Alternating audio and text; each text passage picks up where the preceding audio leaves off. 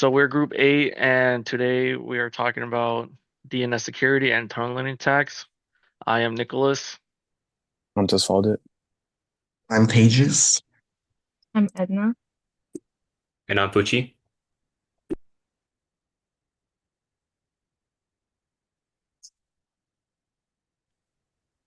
Um, this is our contents for this presentation. Introduction to DNS security and tunneling attacks. How DNS tunneling attack works. Methods to detect or stop DNS tunneling. Ways to improve domain name system security. Analyzing real life DNS base attacks and conclusion.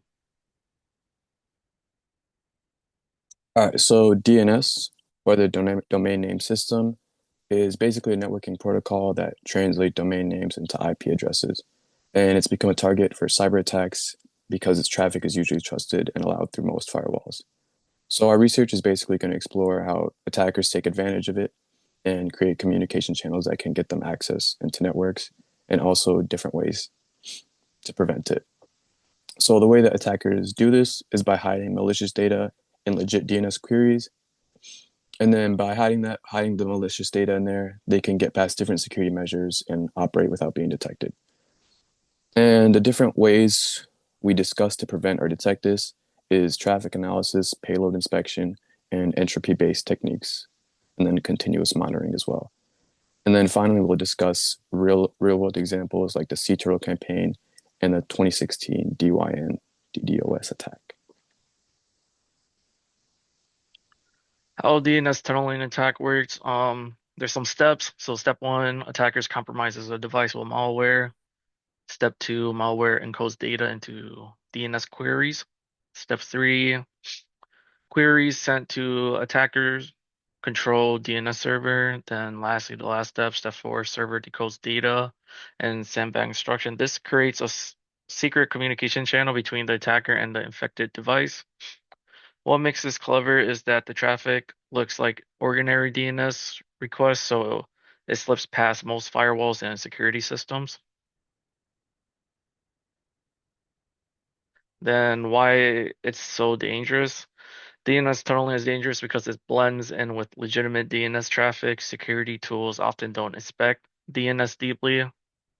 So attackers can use it for three main purposes. Blend in with legitimate DNS traffic used for command and control data theft persistence, and hard to detect without deep inspection and monitoring.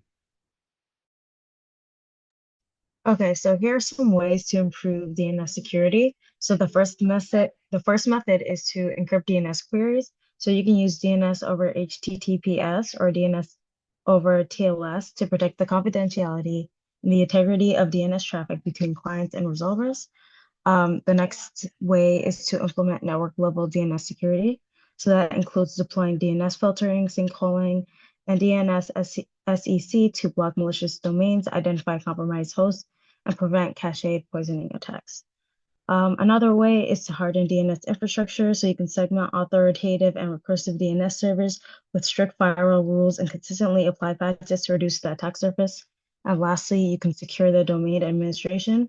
So this is protecting the registrar and DNS hosting accounts with strong security measures, including multi-factor authentication and a registry lock for critical domain to prevent hijack.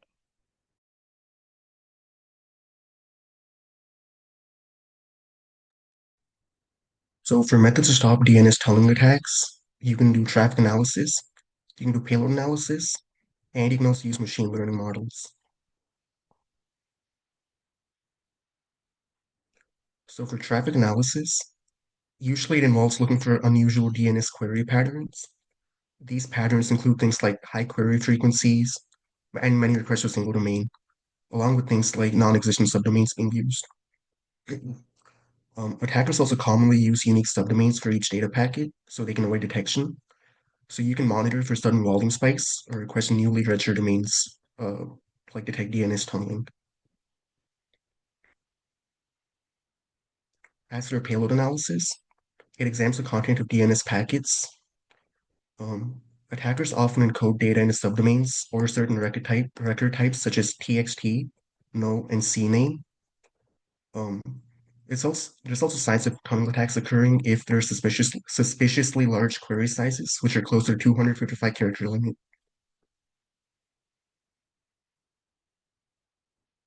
As for machine learning models, you can train algorithms on DNS traffic features. Algorithms exist such as support vector machines, random forest networks, and you can train them on features like query length and frequency. A big limitation of this method is that there's not many datasets of tunnel traffic that are publicly available.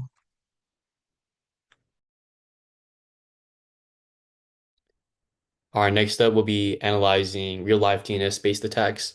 The first one is the Sea Turtle campaign from 2017 to 2019, which was a coordinator cyber attack that used DNS hijacking. The attackers targeted domain registers and DNS providers by exploiting weak security practices such as the lack of multi-factor authentication. And once they gained access, they modified DNS records so that users trying to log into legitimate services were redirected to fake login pages. And this allows the attackers to steal credentials, create backdoor accounts, and maintain long-term access inside critical infrastructures and networks. The campaign was uncovered only after analysis or analysts noticed unusual DNS record changes. And in response, the organizations that were affected implemented DNS SEC and enforced multi-factor authentication for a higher security. And the main takeaway is that DNS infrastructure itself should be treated as a high-value security asset. And moving on is the DEN DNS attack in 2016. DIN, which was a major DNS provider, was hit by a massive distributed denial of service attack generated by the Mirai botnet. And this botnet used thousands of poorly secured IoT devices to flood DIN's servers with malicious DNS traffic. And this prevented them from resolving domain names. So major sites like Netflix and Reddit experienced outages. And DIN detected the attack through an abnormal spike in traffic within their packets and networks, and they responded by rerouting their traffic, filtering and isolating the affected nodes. This event highlighted the risk of centralized DNS services and the vulnerabilities that are created by insecure Internet of Things devices. And both these events show that DNS plays a central role not only in internet security, and when DNS is compromised, whether through hijacking or denial of service, the impact is widespread. All right, and then just to conclude, DNS tunneling basically just exploits DNS traffic, and attackers basically hide malicious data within DNS traffic, and that's how they get past security measures and gain access to networks. So after conducting our research, we were able to better understand how DNS tunneling works, analyze real-world examples, and learn how to detect and prevent attacks.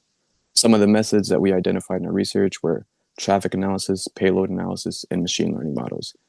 And using all those together and using other layers of protection is the best way to improve DNS security.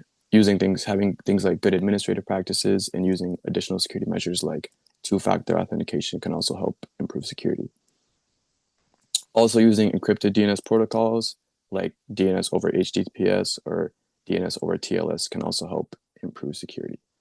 And then finally, we discussed real-world examples which show the consequences of not prioritizing DNS security. In the Sea Turtle campaign, we were able to see how attackers intercepted and rerouted traffic to get credentials, which can have a very negative impact. And then in the DOIN attack, we saw how the DDoS attack had created massive disruptions in access to major websites like Reddit and Netflix. And basically, seeing the real world examples kind of just goes to show how DNS security needs to be taken seriously and how the consequences can be very bad if it's not prioritized.